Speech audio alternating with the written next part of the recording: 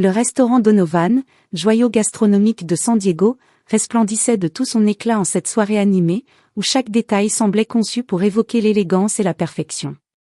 Les lustres en cristal, suspendus comme des étoiles au plafond voûté, diffusaient une lumière douce et chaleureuse qui se réfléchissait sur les nappes immaculées et l'argenterie étincelante, conférant à chaque table une aura presque magique.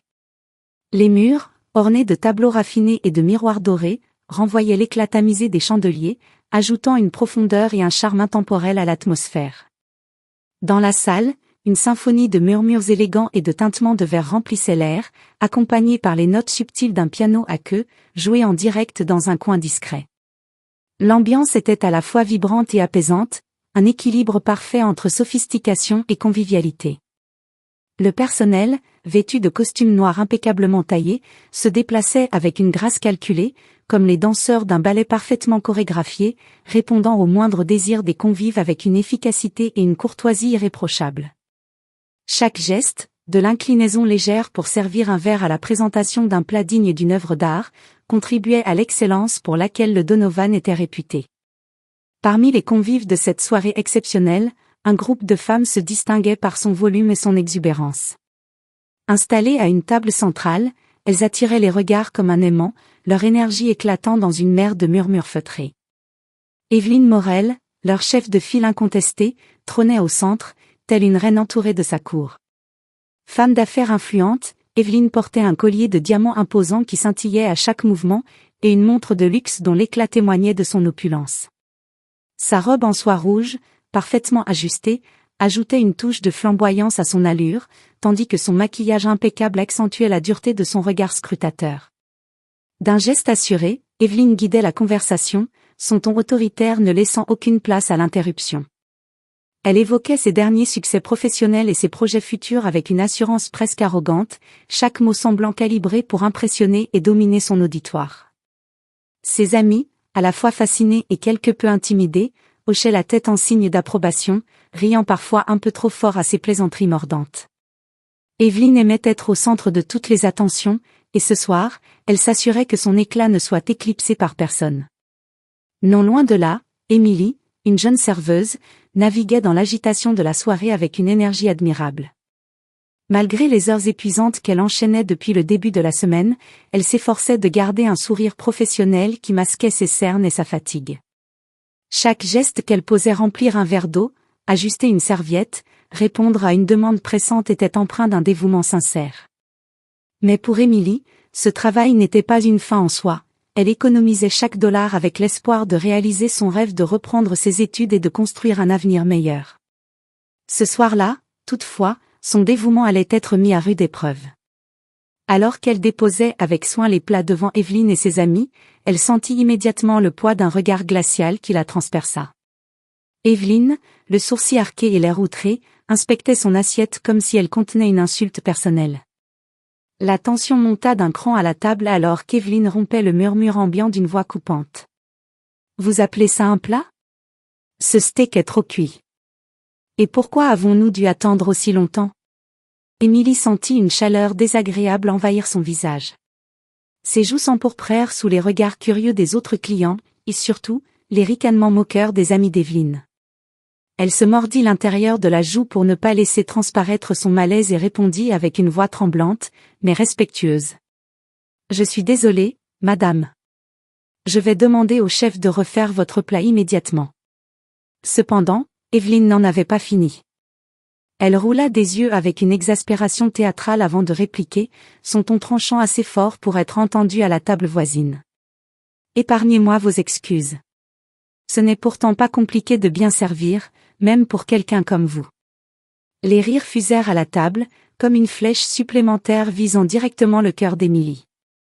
La jeune femme baissa les yeux pour dissimuler l'humiliation qui montait en elle, serra les dents et s'éloigna rapidement, tenant fermement l'assiette fautive comme si elle portait le poids de toute cette injustice. Mais cette scène n'était pas passée inaperçue. Dans un coin discret du restaurant, un homme en costume gris avait observé la scène avec une attention aiguë. Charles Donovan, propriétaire et fondateur de l'établissement, n'était pas du genre à intervenir sans raison. Connu pour sa discrétion et son professionnalisme irréprochable, il gérait son restaurant avec une philosophie simple mais puissante, chaque client et employé devait être traité avec respect. Alors qu'il sirotait calmement son verre de vin, ses yeux scrutant la salle, il avait suivi chaque détail de l'interaction entre Émilie et Evelyne. Le mépris ouvertement affiché par cette dernière lui parut non seulement déplacé, mais totalement contraire aux valeurs qu'il défendait. Il posa délicatement son verre, se leva, ajusta son costume avec précision et prit une décision.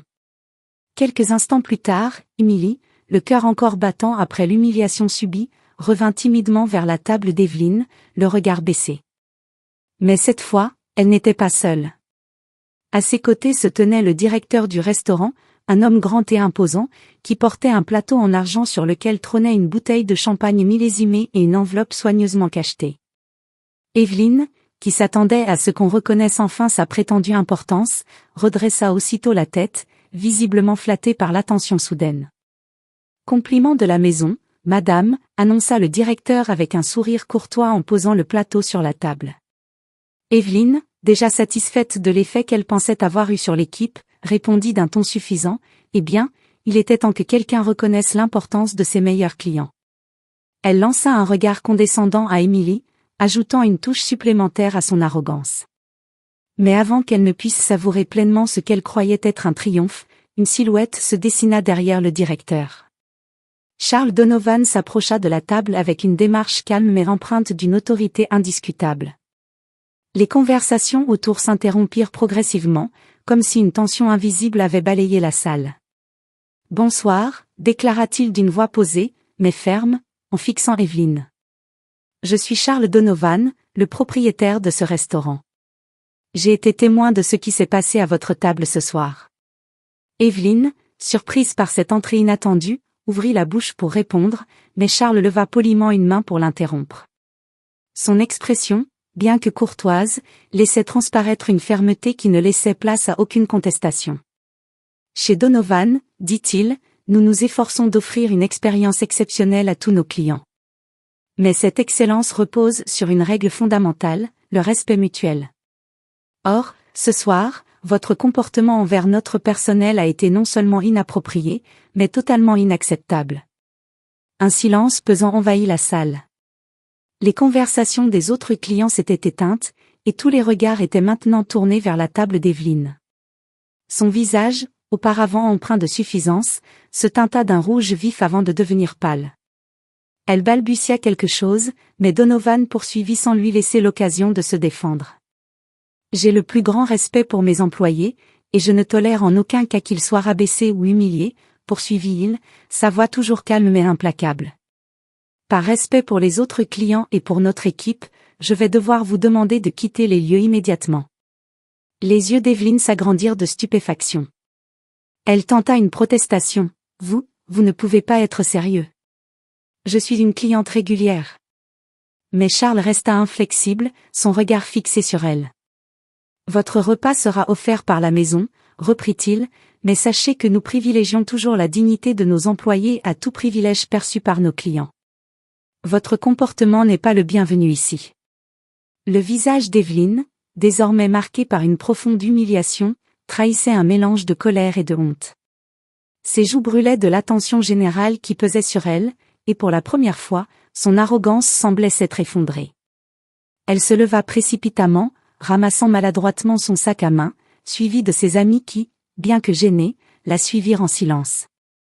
Leur départ fut accompagné des regards désapprobateurs des autres clients, leurs murmures empreints de réprobation se mêlant à l'atmosphère feutrée du restaurant. Alors qu'Evelyne franchissait les portes de l'établissement, un murmure d'approbation monta parmi les convives, comme une vague de soutien silencieuse à la décision prise par Charles Donovan. Ce murmure se transforma bientôt en applaudissements sincères. Certains clients, souriant à Émilie, hochèrent la tête en signe d'encouragement. Un couple plus âgé, installé près de la fenêtre, leva même son verre en direction de la jeune serveuse, comme pour saluer son professionnalisme face à l'adversité. Charles Donovan, debout près de la table désormais vide d'Evelyne, observa la scène avec une satisfaction tranquille. Puis, se tournant vers Émilie, il s'approcha avec une bienveillance palpable. Malgré ses efforts pour cacher son émotion, la jeune serveuse avait les yeux brillants de gratitude, ses joues légèrement rosies par l'intensité du moment. Merci pour votre travail ce soir, lui dit Donovan d'une voix chaleureuse, un sourire sincère éclairant son visage. Vous incarnez parfaitement les valeurs de ce restaurant, et je tiens à ce que vous le sachiez. Emily hocha la tête, incapable de prononcer un mot tant l'émotion l'envahissait. Une larme solitaire roula sur sa joue, mais elle fut vite balayée d'un geste discret. Les applaudissements, toujours présents, résonnaient comme un hommage collectif, non seulement à elle, mais aussi à la dignité et au respect qu'elle avait incarné malgré l'épreuve. Charles posa une main légère sur son épaule avant de lui adresser un dernier regard empreint de fierté, puis s'éloigna pour retourner à ses responsabilités. Emily, debout au milieu de la salle, ressentit une chaleur nouvelle en elle. Ce n'était pas seulement de la reconnaissance, c'était une validation de sa valeur en tant que personne, au-delà de son rôle de serveuse. Ce soir-là, alors qu'elle reprenait son service, Emily réalisa une vérité précieuse: la véritable richesse ne réside ni dans les bijoux, ni dans le pouvoir, ni dans le statut social, mais dans la dignité et le respect mutuel. Ces valeurs, invisibles mais inestimables, ne pouvaient jamais lui être retirées. Elles étaient son bien le plus précieux, une lumière intérieure que personne, pas même une cliente comme Evelyne, ne pouvait éteindre. Lorsqu'elle quitta le restaurant à la fin de son service, Emily leva les yeux vers le ciel étoilé. Elle sentait un poids s'être envolé, remplacé par une confiance renouvelée.